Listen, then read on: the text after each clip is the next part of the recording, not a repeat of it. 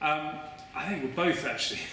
So with a certain amount of metal and what we've been through, probably Martin Baker actually, certainly tested beyond endurance in that respect.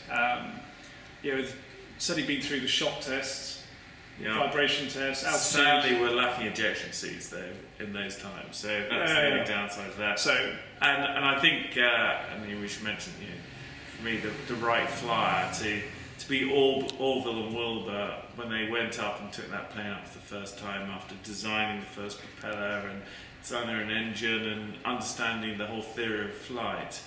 Those guys are totally inspiring, and I think from an engineering and adventure level, and for that watch, it really did mean a lot to us, I think.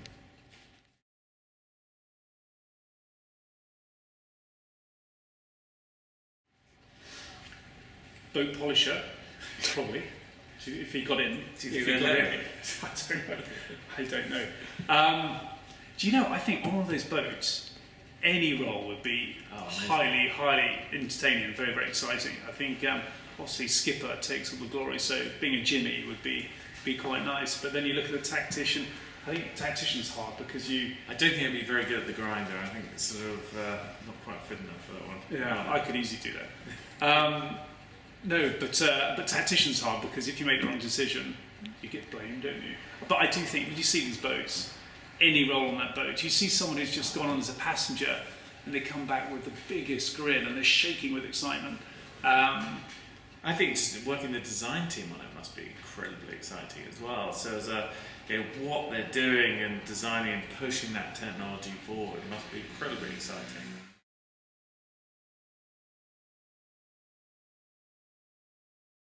Well, I think, until my brother messed it up completely, we had these two gypsy moths. We're just about to do this incredible trip.